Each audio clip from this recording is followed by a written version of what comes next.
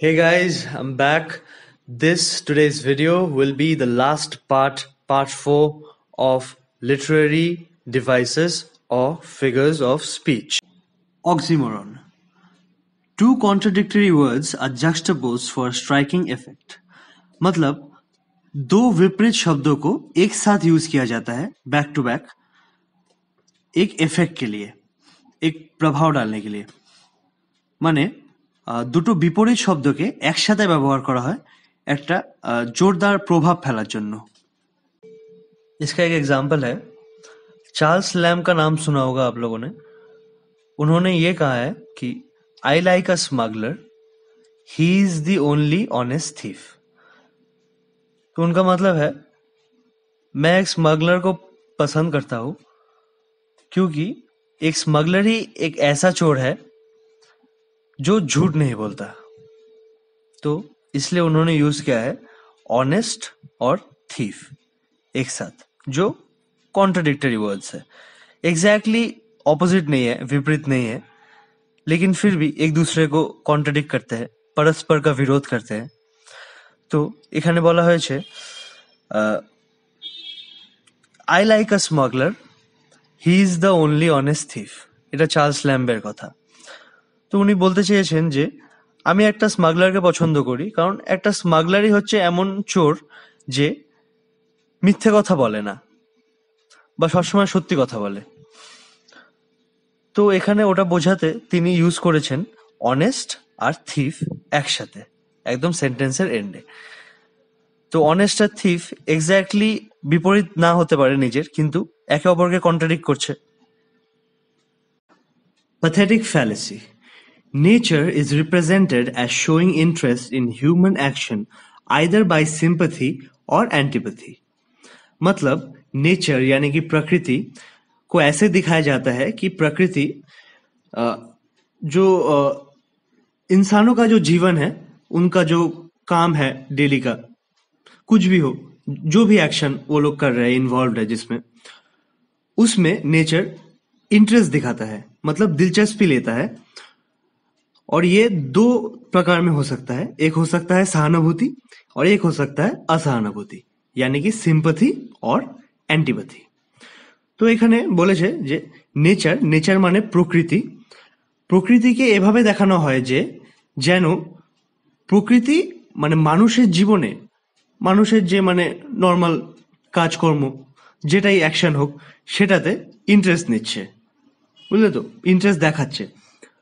তো এটা দু প্রকার হতে পারে, একটা হচ্ছে সহানুভূতি মানে সিম্পাথি, और অ্যান্টিপ্যাথি মানে ঘৃণা বা অসহানুভূতি। The tall tree mourned over the dead, মানে ধরো একটা যুদ্ধক্ষেত্র আছে, সেখানে একটা গাছ আছে, লম্বা গাছ একটা, সে হচ্ছে কি করছে, সিম্পাথি দেখাচ্ছে। সে যারা ওখানে সেই যুদ্ধক্ষেত্রে মারা গেছে তাদের মারা যাওয়ার দুঃখে শোক প্রকাশ করছে। The tall tree mourned over the dead. Mourned over माने शोक प्रकाश करा। Mourned over का मतलब है शोक प्रकाश करना, यानी मतलब दुखी होना। तो समझ लीजिए एक युद्ध का मैदान है, वहां पे एक लंबा सा पेड़ है, तो वो पेड़ क्या कर रहा है, सिंपैथी दिखा रहा है। The tall tree mourned over the dead, यानी वो जो उस युद्ध में मारे गए हैं उन लोगों के लिए शोक कर रहा है, अपने दुख को जाहिर कर रहा है। Personification. Nature, an inanimate object or an abstract idea, is invested with the attributes of a living being. মানে প্রকৃতি বা কোনো জড় বস্তু বা কোনো আকারহীন ধারণা কে ব্যক্তিগুণ প্রদান করা হয় আর এদেরকে প্রাণবন্ত করে তোলা হয়। तो इसका मतलब है प्रकृति या फिर कोई निर्जीव वस्तु या फिर कोई निराकार धारणा यानी कि आइडिया को दिया जाता है, मतलब उसको प्रदान करते हैं व्यक्ति गुण, मतलब ह्यूमंस की क्वालिटी, जो मतलब जो फीलिंग्स ह्यूमंस में है, इंसानों में है, वो सब उनमें भी होती है, हम इमेजिन करते हैं। Time's winged chariot hurrying near, ये एंड्रयू मार्वेल का एक पोएम का पार्ट है। कमेंट सेक्शन में मुझे बताइएगा कौन सा पोएम है, अगर आपने पढ़ा है तो पहले। টাইমস উইং চ্যারিয়েট হারিং নিয়ার। তো এখানে বলছে সময়ের রথ দ্রুত গতিতে এগিয়ে আসছে। তো সময় কি? সময় একটা অ্যাবস্ট্রাক্ট আইডিয়া, একটা আকারহীন ধারণা। তো কবি কি ইমাজিন করছে যে মানে টাইম একটা রথে চড়ে মানে দ্রুত গতিতে তার দিকে এগিয়ে আসছে। तो यहाँ पे क्या लिखा है? Times wing chariot hurrying near, मतलब समय का रथ बहुत ही तेज गति से हमारी तरफ आ रहा है। तो यहाँ पे जो कवि है वो क्या इमेजिन करते हैं कि टाइम क्या है? टाइम एक एब्स्ट्रैक्ट आइडिया है, यानी कि निराकार धारणा जिसका कोई मतलब आकार नहीं है, रूप नहीं है, जिसे हम छू नहीं सकते। तो उसको इमेजिन करते हैं ऐसे कि वो एक रथ पे चढ़ के बहुत ही तेज गति से हमारी ओर आ रहा है। और एक और बात मैं आपको बता दूं, जैसे यहाँ पे जो है टाइम्स विंग चैरियट, तो अगर ये सेंटेंस के बीच में भी होता ये शब्द टाइम, जिसे पर्सोनिफाई किया है हम लोगों ने, ये फिर भी कैपिटल लेटर्स में ही होता।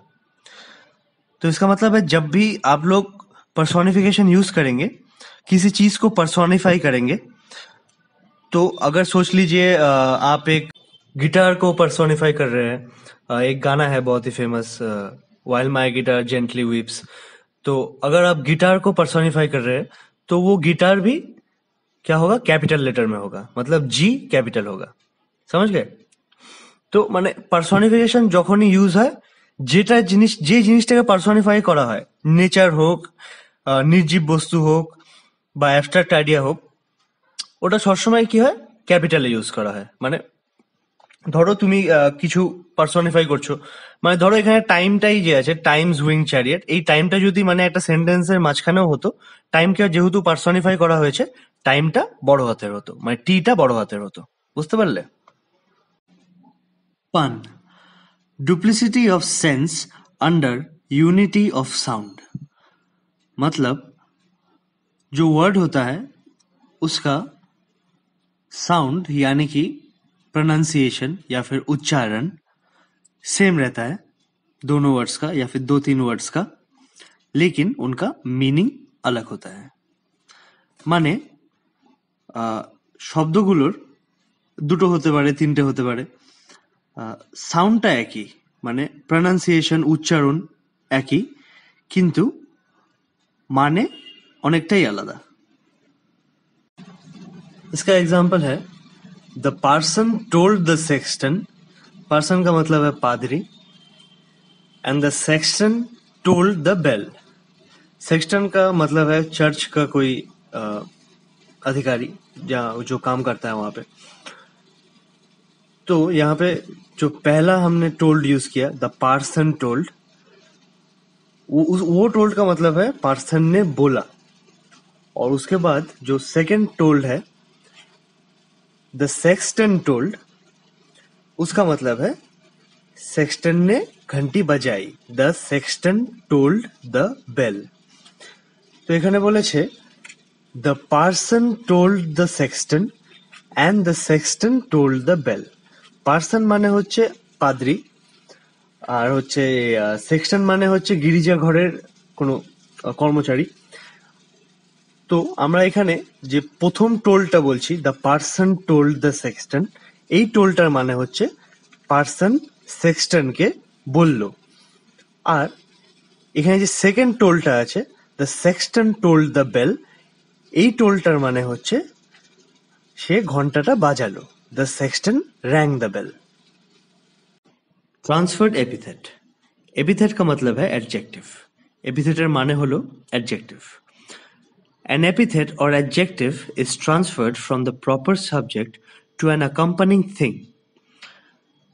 इसका मतलब है एडजेक्टिव जो है उसका एक प्रॉपर सब्जेक्ट है, तो उससे उसको हटा के एक दूसरे चीज के साथ लगा देते हैं जो उस सब्जेक्ट से रिलेटेड है। মানে অ্যাডজেক্টিভটাকে নিয়ে যেটা ওর প্রপার সাবজেক্ট, তার সামনে থেকে সরিয়ে আমরা ওই সাবজেক্টের সাথে রিলেটেড অন্য একটা জিনিসের সাথে সেই অ্যাডজেক্টিভটাকে यूज करी। तो इसका एग्जाम्पल है he has a busy life. He has a busy life, तो लाइफ तो बिजी नहीं होता, बिजी कौन है? वो है, तो ही इज बिजी, बट यहां पे क्या यूज किया है? Busy life. तो लाइफ के साथ जो एडजेक्टिव है बिजी, उसका प्रॉपर सब्जेक्ट है ही, लेकिन वहां से उसको हटा के यूज किया है लाइफ के साथ, जो कि सब्जेक्ट जो है ही उसके साथ रिलेटेड है। তো এখানে বলেছে he has a busy life. তো এখানে দেখো লাইফ তো বিজি হয় না, না বিজি কে? হি বিজি। তো সাবজেক্টটা প্রপার সাবজেক্টটা এখানে কি? হি। তো বিজি কার সাথে হওয়া উচিত? হি এর সাথে। তো মানে হি ইজ বিজি।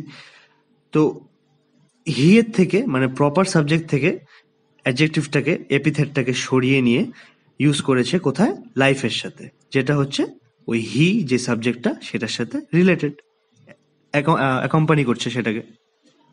এটার আরেকটা সোজা এক্সাম্পল হলো স্লিপলেস নাইট। তো মানে স্লিপলেস তো নাইট তো স্লিপলেস হতে পারে না, না स्लीपलेस के আমরা। तो इसका एक इजी एग्जांपल है स्लीपलेस नाइट। तो स्लीपलेस नाइट मतलब रात। रात तो स्लीपलेस नहीं हो सकता ना, हम स्लीपलेस हो सकते हैं। तो हम स्लीपलेस है, हमें नींद नहीं आ रही है, रात को नींद नहीं आ रही है, ऐसा तो नहीं है ना, फिर भी क्या बोला है? Sleepless night. So guys, this is where the series on literary devices or figures of speech, as you may call it, ends. Thank you all for watching. Please keep liking my videos.